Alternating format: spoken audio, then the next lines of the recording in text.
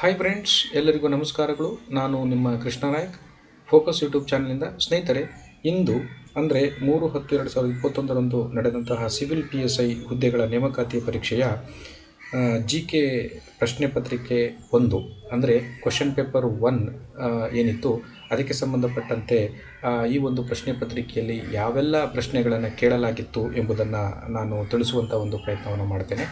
ಏಕೆಂದರೆ ಈ ಒಂದು ಪ್ರಶ್ನೆ ಪತ್ರಿಕೆಯನ್ನು ನೀವು ಅವಲೋಕಿಸಿದಾಗ ಮುಂದಿನ ಒಂದು ಪರೀಕ್ಷೆಗೆ ನೀವು ತಯಾರಾಗುವುದಕ್ಕೆ ಇದರಿಂದ ಸಹಾಯ ಆಗ್ಬೋದು. ಅದರಿಂದ ಈ ಒಂದು ಪ್ರಶ್ನೆ ಪತ್ರಿಕೆಗೆ ನಿಗದಿಪಡಿಸಿರುವಂಥ ಅಂಕಗಳು 50 ಮತ್ತು ಅದಕ್ಕೆ ನಿಗದಿಪಡಿಸುವಂಥ ಸಮಯ 90 ನಿಮಿಷಗಳು. ಇದರಲ್ಲಿ ಮೊದಲನೇದಾಗಿ ಏನು ಕೇಳ್ತಾನೆ ಅಂತಂತಂದರೆ, ಮೊದಲನೇದು 20 ಅಂಕಗಳಿಗೆ ಕೇಳ್ತಾನೆ. ಏನಂತಂದರೆ, ಕೆಳಕಂಡ ಯಾವುದಾದರೂ ಒಂದು ವಿಷಯದ ಬಗ್ಗೆ 600 ಪದಗಳಿಗೆ ಮೀರದಂತೆ ಪ್ರಬಂಧ ಬರೆಯಿರಿ ಅಂತ ಇದೆ. ಇದರಲ್ಲಿ ನಿಮಗೆ ಸುಮಾರು ಒಂದು 5 ಪ್ರಶ್ನೆಗಳನ್ನು ಕೇಳಲಾಗತ್ತೆ. ಇದರಲ್ಲಿ ಯಾವುದಾದ್ರೂ ಒಂದು ವಿಷಯದ ಬಗ್ಗೆ ನೀವು 600 ಪದಗಳಿಗೆ ಮೀರದಂತೆ ಪ್ರಬಂಧವನ್ನು ಬರೀಬೇಕು. ಅದರಲ್ಲಿ ಕೇಳಿರುವಂಥ ಪ್ರಶ್ನೆ ಒಂದನೇದು, ಪರಿಸರ ಮತ್ತು ಜನಸಂಖ್ಯೆಗೆ ಸಂಬಂಧಿಸಿದ ಸಮಸ್ಯೆಗಳ ನಡುವೆ ಇರುವ ಸಂಬಂಧವೇನು ಅನ್ನೋದ್ರ ಬಗ್ಗೆ ಒಂದು ಪ್ರಶ್ನೆ ಕೇಳಲಾಗಿದೆ. ಎರಡನೇ ಪ್ರಶ್ನೆ, ಭಾರತದ ಸಂಯೋಜನೆ ಮತ್ತು ಸಂಯೋಜಿತ ಸಮದರ್ಶಿ ಸಂಸ್ಕೃತಿ ಅಂದರೆ the composition and cosmopolitan culture of India ಅನ್ನೋದ್ರ ಬಗ್ಗೆ ಎರಡನೇ ಪ್ರಶ್ನೆ ಕೇಳಲಾಗಿದೆ. ಮೂರನೇದು, educational crisis during pandemic period, ಪಿಡುಗು ಅಥವಾ ಮಹಾಮಾರಿ ಸಮಯದಲ್ಲಿ ವಿದ್ಯಾಭ್ಯಾಸಕ್ಕೆ ಉಂಟಾದ ವಿಷಮ ಸ್ಥಿತಿ ಅಂದರೆ ಶೈಕ್ಷಣಿಕ ಬಿಕ್ಕಟ್ಟು, ಇದರ ಬಗ್ಗೆ ಬರಿಬೇಕಾಗತ್ತೆ. ನಾಲ್ಕನೇದು, significance of science and technology in policing ಅಂದರೆ ಕಾರ್ಯಕುಶಲತೆ ಅಥವಾ ರಾಜ್ಯಭಾರ ಕೌಶಲ್ಯದಲ್ಲಿ ಅಂದರೆ ಪೊಲೀಸಿಂಗ್ನಲ್ಲಿ ವಿಜ್ಞಾನ ಮತ್ತು ತಂತ್ರಜ್ಞಾನದ ಮಹತ್ವ. ಐದನೇ ಪ್ರಶ್ನೆಯನ್ನು ಕೇಳಿದರೆ, South Asia is a burning cauldron examine, ದಕ್ಷಿಣ ಏಷ್ಯಾ ಅನ್ನೋದು ಒಂದು ಸುಡುತ್ತಿರುವ ದೊಡ್ಡ ಕಡಾಯಿ, ಪರೀಕ್ಷಿಸಿ. ಈ ಪ್ರಶ್ನೆಯನ್ನು ಕೇಳಲಾಗಿತ್ತು. ಒಂದರಲ್ಲಿ ಅಂದರೆ 20 ಅಂಕಗಳಿಗೆ 5 ಪ್ರಶ್ನೆಯನ್ನು ಕೇಳಲಾಗಿತ್ತು. ಇದರಲ್ಲಿ ಯಾವುದಾದ್ರೂ ಒಂದು ಪ್ರಶ್ನೆಗೆ ಉತ್ತರವನ್ನು ಬರೀಬೇಕು, ಅದಕ್ಕೆ 20 ಅಂಕಗಳು.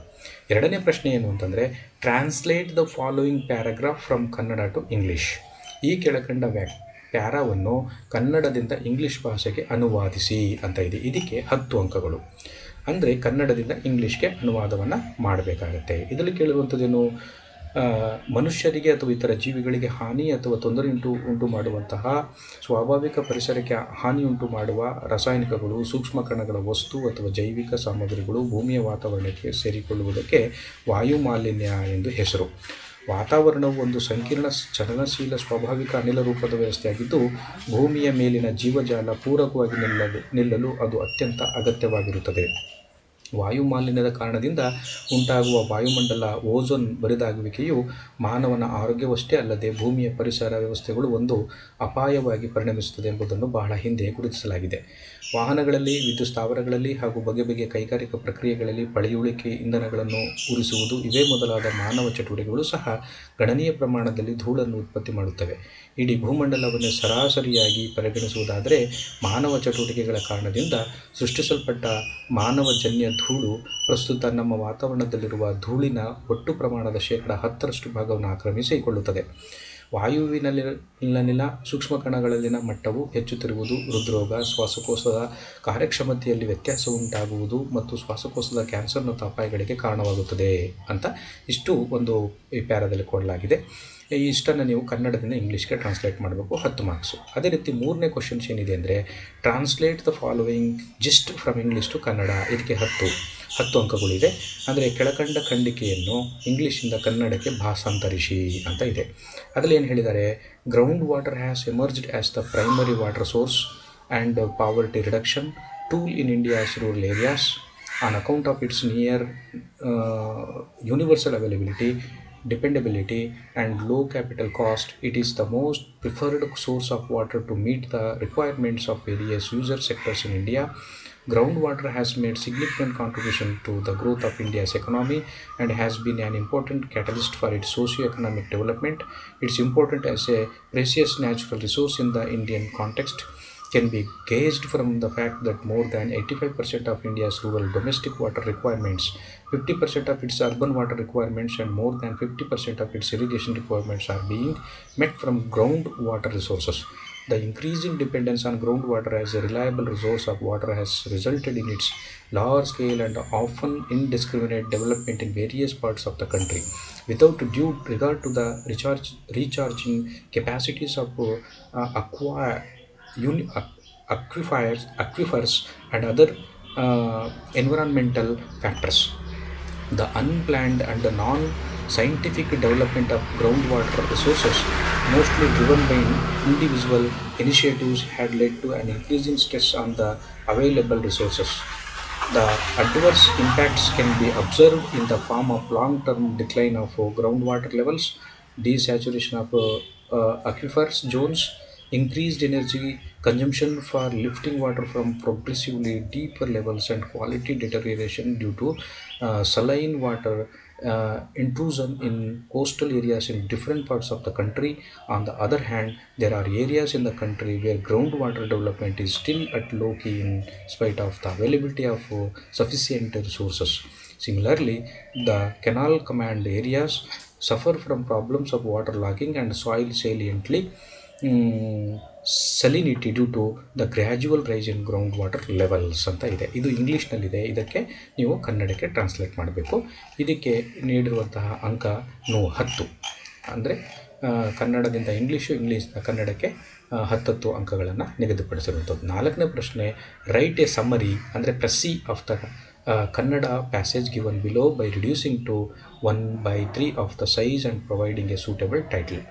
ಈ ಕೆಳಗಿನ ಕನ್ನಡ ಲೇಖನವನ್ನು 1/3 ಇಳಿಸಿ ಸಾರಾಂಶವನ್ನು ಬರೆಯಿರಿ ಮತ್ತು ಒಂದಕ್ಕೊಂದು ಶೀರ್ಷಿಕೆಯನ್ನು ಕೊಡಿ.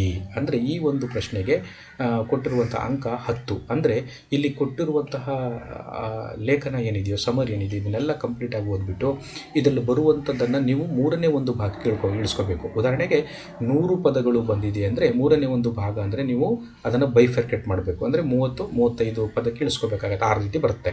300 ಪದಗಳು ಬಂದರೆ 100 ಪದಗಳಿಗೆ ನೀವು ಇಲ್ಲಿ ಇಳಿಸ್ಕೋಬೇಕು. ಅಂದರೆ ಇದರಲ್ಲಿ ಏನು ಹೇಳಿದ್ದಾನೆ, ಪ್ರಪಂಚದಲ್ಲಿ ಎಲ್ಲಕ್ಕಿಂತ ಅಮೂಲ್ಯವಾದದ್ದು ಸ್ವಾತಂತ್ರ್ಯ. ಸಹಜವಾಗಿ ಭಾರತ ಈ ಮಹಾನ್ ತತ್ವಕ್ಕೆ ಅದರ ಸಾಧನೆಗೆ ಕೊಟ್ಟಷ್ಟು ಮಹತ್ವ ಮತ್ತಾವುದೇ ವಿಷಯಕ್ಕೂ ಕೊಡಲಿಲ್ಲ. ಸ್ವಾತಂತ್ರ್ಯ ಪದದ ಅರ್ಥವೇ ಆಗಿದೆ, ಯಾರದೇ ಅಂಕಿಯಲ್ಲಿ ಇರದೆ ಸ್ವಚ್ಛಂದವಾಗಿ ಬದುಕುವ ಅದ್ಭುತ ಸ್ಥಿತಿ. ತನ್ನ ನಾಗರಿಕತೆ ಉದ್ದಕ್ಕೂ ಭಾರತ ತನ್ನ ಶಕ್ತಿಯನ್ನು ವಹಿಸಿದ್ದೇ ಸ್ವತಂತ್ರನಾಗುವುದು ಹೇಗೆ ಎಂಬ ವಿಷಯಕ್ಕೆ. ಜಗತ್ತಿನ ಮತ್ತಾವ ದೇಶವು ಸ್ವಾತಂತ್ರ್ಯ ಎನ್ನುವ ಪದಕ್ಕೆ ಇಷ್ಟು ವಿಶಾಲ ಅರ್ಥ ನೀಡಿಲ್ಲ. ಈ ಪದದ ಅರ್ಥವ್ಯಾಪ್ತಿಯನ್ನು ಜಗತ್ತಿಗೆ ತಿಳಿಸಿಕೊಟ್ಟಿರುವುದೇ ಭಾರತ. ಆದರೆ ಪ್ರಸ್ತುತ ವಿದ್ಯಮಾನಗಳನ್ನು ಗಮನಿಸಿದಾಗ ಹಲವು ಚಿಂತಾಜನಕ ವಿಷಯಗಳು ಹೊರಹೊಮ್ಮುತ್ತಿವೆ. ಭಾರತದ ಪ್ರಜೆಗಳಿಗೆ ಸಂವಿಧಾನದ ಮೂಲಭೂತ ಹಕ್ಕುಗಳ ಸ್ವರೂಪದಲ್ಲಿ ದೊರೆತ ಸ್ವಾತಂತ್ರ್ಯವನ್ನು ಇಂದಿನ ನಮ್ಮ ಪ್ರಜ್ಞಾವಂತ ಪ್ರಜೆಗಳು ದುರ್ಬಳಕೆ ಮಾಡುತ್ತಿರುವುದು ಕಂಡುಬರುತ್ತದೆ. ಸಂವಿಧಾನದಿಂದ ದೊರೆತ ಸ್ವಾತಂತ್ರ್ಯವನ್ನು ನಮ್ಮ ಪ್ರಜಾಪ್ರಭುತ್ವ ವ್ಯವಸ್ಥೆಯ ಬಲಗೊಳಿಸುವ ನಿಟ್ಟಿನಲ್ಲಿ ಸದುಪಯೋಗ ಪಡೆಯಬೇಕಾಗಿದೆ. ಭಾರತದ ಬಗ್ಗೆ ನಿಖರ ಜ್ಞಾನ, ಭಾರತದ ಪ್ರಾಬಲ್ಯ ಹಾಗೂ ದೌರ್ಬಲ್ಯಗಳನ್ನು ಕರಾರುವಕ್ಕಾಗಿ ಮತ್ತು ವೈಜ್ಞಾನಿಕ ವಿವರಗಳೊಂದಿಗೆ ಭಾರತೀಯ ಪ್ರಜಾ ಸಮುದಾಯಕ್ಕೆ ತಿಳಿಸಬೇಕಾಗಿದೆ. ಉತ್ತಮವಾದ ಶಿಕ್ಷಣ ಹಾಗೂ ಬೋಧನಾ ಕ್ರಮಗಳಿಂದ ಭಾರತದ ಯುವಜನರಲ್ಲಿ ಉತ್ಸಾಹ ತುಂಬಿ ಹಲವು ಬಲಿದಾನಗಳಿಂದ ದೊರೆತ ನಮ್ಮ ಈ ಅಮೂಲ್ಯವಾದ ಸ್ವಾತಂತ್ರ್ಯವನ್ನು ಸಮರ್ಪಕವಾಗಿ ಬೆಳೆಸಿಕೊಳ್ಳುವತ್ತ ಹೆಜ್ಜೆ ಇಟ್ಟು ಉತ್ಸಾಹದಿಂದ ಕೆಲಸ ಮಾಡಿ ಭಾರತವನ್ನು ಉನ್ನತ ಸ್ಥಿತಿಯತ್ತ ಕೊಂಡೊಯ್ಯಲು ಶ್ರಮಿಸಬೇಕಾಗಿದೆ.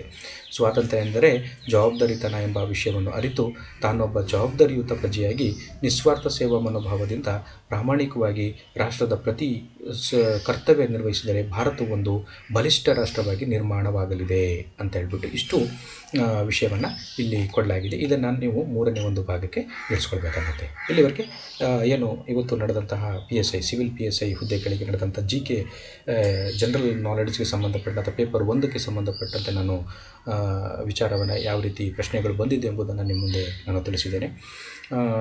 ನಮ್ಮ ಈ ಯೂಟ್ಯೂಬ್ ಚಾನಲ್ ಆದಂಥ ಫೋಕಸ್ಗೆ ಯಾರೂ ಸಬ್ಸ್ಕ್ರೈಬ್ ಆಗಿಲ್ಲ, ಎಲ್ಲರೂ ಕೂಡ ಸಬ್ಸ್ಕ್ರೈಬ್ ಆಗಿ ಮತ್ತು ನಮ್ಮ ವಿಡಿಯೋನ ನಿಮ್ಮ ಫ್ರೆಂಡ್ಸ್ಗಳಿಗೆ ಎಲ್ಲರಿಗೂ ಕೂಡ ಶೇರ್ ಮಾಡಿ, ಕಾಮೆಂಟ್ಸ್ ಮಾಡಿ, ಲೈಕ್ಸ್ ಮಾಡಿ ಅಂತ ಹೇಳ್ತಾ ಮುಂದಿನ ವಿಡಿಯೋನಲ್ಲಿ ಮತ್ತೊಂದು ಅಪ್ಡೇಟ್ ಒಂದಿಗೆ ನಾನು ನಿಮ್ಮೊಂದಿಗೆ ಬರಲಿದ್ದೇನೆ. ಅಲ್ಲಿವರೆಗೆ ಎಲ್ಲರಿಗೂ ಕೂಡ ನಮಸ್ಕಾರಗಳು, ಧನ್ಯವಾದ.